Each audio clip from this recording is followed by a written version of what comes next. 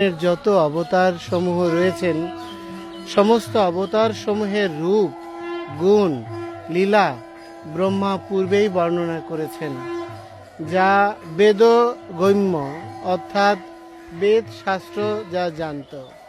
কিন্তু এত অত্যাদ্ভুত ভগবানের লীলা এই নৃসিংহ ভগবানের, যা বেদ শাস্ত্র গম্য নয়, বেদগম্য নয়। অর্থাৎ ব্রহ্মা জানতেন না ভগবান কি রূপে কিভাবে নিজেকে প্রকাশ করবেন। ব্রহ্মা সাথে ছলপূর্বক হিরণ্যকশিপু তিনি মৃত্যুকে জয় করার সমস্ত প্রকার প্রচেষ্টা করেছেন। যিনি সমস্ত সম্পদ প্রাচুর্য হরণে আনন্দপ্রাপ্ত হন, যিনি অন্যের সুখ হরণে নিজের প্রভুত্ব বিস্তারে দিব্য আনন্দ অনুভব করেন, পার্থিব বৈষয়িক সুখের মাঝে যিনি দিব্যত্বকে অনুভব করে, এই চরাচরে নিজের প্রভাব বিস্তারের জন্য সর্বাত্মক প্রচেষ্টা করেন, তিনিই হচ্ছে হিরণ্যকশিপু। তো এই হিরণ্যকশিপু ব্রহ্মার কাছ থেকে বর নিয়েছিলেন, তিনি দিনেও মরবেন না, রাত্রেও না, তিনি ঘরেও না, বাইরেও না, আকাশেও না, পাতালেও না, ধরিত্রীতেও না, অস্ত্রও না, শস্ত্রও না, নরও নয়, পশুও নয়। এই সমস্ত সৃষ্টি চরাচরের যত প্রক্রিয়া হিরণ্যকশিপুর মৃত্যুর কারণ বলে প্রতিবাচ্য হতো, সমস্ত মৃত্যুর পথকে তিনি রুদ্ধ করেছেন এবং ভগবান তার সমস্ত ব্রহ্মার প্রদত্ত বর সমূহকে পরিপূরণ করে আবির্ভূত হয়েছেন। কেননা তিনি হচ্ছেন ভক্ত বৎসল। তিনি গীতায় বলছেন, নামেই ভক্ত প্রণশ্যতি, আমার ভক্তের বিনাশ নেই। তিনি কেন এসেছেন? তিনি প্রহ্লাদ মহারাজের দিব্য ভগবত ভক্তির নিত্য প্রভাবকে সুসংরক্ষণ করার জন্য। প্রহ্লাদ মহারাজ কেন এই দিব্য দৃঢ় ভক্তি লাভ করতে সমর্থ হয়েছিলেন? কারণ তিনি তার গুরুদেব দেবর্ষি নারদ কর্তৃক আশ্বস্তপ্রাপ্ত ছিলেন যে তুমি কখনোই অরক্ষিত থাকবে না, তোমার সুরক্ষা স্বয়ং ভগবান প্রদান করবেন। কেন আবির্ভূত হয়েছেন ভগবান নৃসিংহদেব? তার কারণ তিনি হচ্ছেন দেবর্ষি নারদের বাক্যকে সুসংহত করতে চেয়েছেন। গুরু বাক্য শাস্ত্র বাক্য চিত্তেতে করিয়া ঐক্য। গুরু শাস্ত্রের বাক্য যে কখনো ভুল নয়, সেটি প্রতীয়মান করার জন্য তিনি এসেছেন। তিনি কেন এসেছেন?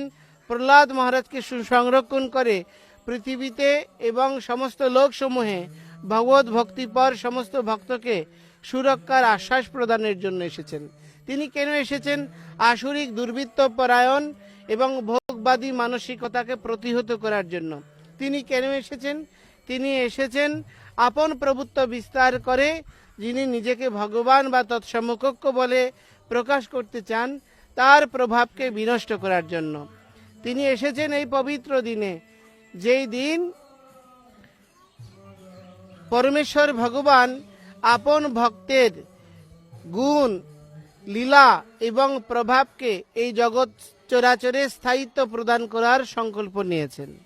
সেই পবিত্র নৃসিংহ চতুর্দশীতে তিনি আবির্ভূত হয়েছিলেন গোধূলি লগ্নে, এবং তিনি আবির্ভূত হয়ে হিরণ্যকশিপুর প্রাসাদের চৌকাঠে, যেটি ঘরও নয় বাহিরেও নয়, যেটি দিনও নয় রাত্রও নয়, গোধূলি লগ্নে, অস্ত্রও নয় শস্ত্রও নয়, তার নখ দ্বারা, নরও নয় পশু নয়, নরসিংহ, এবং তিনি কোনো দেবতা রূপও পরিগ্রহ করেনি, এবং তিনি আকাশ পাতাল কোথাও কোনো স্থলকে হিরণ্যকশিপুর বিনাশের কারণ রূপে গ্রহণ করেনি। তিনি আপন উরুর উপর তাকে স্থাপন করেছিলেন এবং তাকে বিদীর্ণ করেছেন। ভগবান ছট ছট হুং হুং ফট স্বাহা নৃসিংহদেবের দিব্য মন্ত্রে, অর্থাৎ ভগবান এমনভাবে তাকে বিদীর্ণ করেন যে সমস্ত কলুষ প্রবৃত্তি সমূহ পুনর্বার যাতে আর বিকশিত হতে না পারে।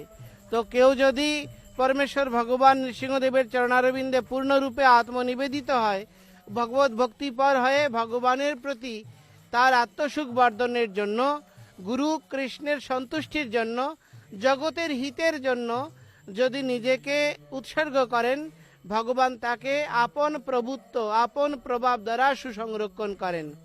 এবং পরিশেষে আমি আপনাদেরকে বলবো যে দেখুন, হিরণ্যকশিপুকে ভগবান বধ করেছেন, তার সমস্ত আসরিক প্রবৃত্তি সম্পন্ন পরিকরদের বধ করেছেন, ধর্মকে সংস্থাপন করেছেন।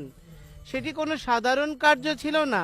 প্রহ্লাদ মহারাজ এমন পরিবারে জন্মগ্রহণ করেছেন, তিনি চাইলেই ত্রিভুবনের অধিপতি হতে পারতেন। শুধু হিরণ্যকশিপুর প্রভাবকে স্বীকার করলেই প্রহ্লাদ মহারাজ তা করেননি। তিনি সর্বান্তকরণে ভগবান নৃসিংহদেবের চরণে, ভগবান শ্রী নারায়ণের চরণে আত্মনিবেদিত হয়েছেন। তিনি পরমেশ্বর ভগবান শ্রীকৃষ্ণের আপন প্রভুত্বকে স্বীকার করে নিয়েছেন। আর তার ফলশ্রুতিতে শুধু ত্রিভুবন নয়, অনন্ত ব্রহ্মাণ্ডে সমস্ত দেব, গন্ধর্ব, সিদ্ধ সকলের কাছে তিনি আরাধিত হয়েছেন। আসুন আমরা ভগবানকে, বিষ্ণুদেব শ্রীমদ্ ভাগবতমে বলছে বিজয় সকেতি, যিনি ইন্দ্রিয়ের উপর বিজয় সাধন করতে পেরেছেন, যিনি মনের উপর বিজয় সাধন করতে পেরেছেন, যিনি কলুষতার প্রবৃত্তির প্রভাবের উপর বিজয় সাধন করতে পেরেছেন, কৃষ্ণ তারই সখা হন।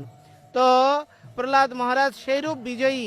তো আমরা যদি ওনার পদাঙ্ক অনুসরণ করি এবং আমরা নিয়মিত হরিনাম সংকীর্তন করি এবং গুরু এবং কৃষ্ণের প্রদত্ত নীতিসমূহকে অনুসরণ করি, শিল প্রভুপাদের মতো মহান ভাগবতের ইচ্ছাকে পরিপূরণের জন্য, জগতের কল্যাণ বিধানের জন্য আত্মনিবেদন করি, আমরাও ভগবান শ্রী নৃসিংহদেব দ্বারা সুরক্ষিত হব এবং আমরাও জগতে সকলের কাছে আদর্শের মহিপাল হয়ে এই জগতে ভগবানের বিজয় ধ্বজকে উড়াতে সক্ষম হব। হরে কৃষ্ণ, শুভ প্রণাম।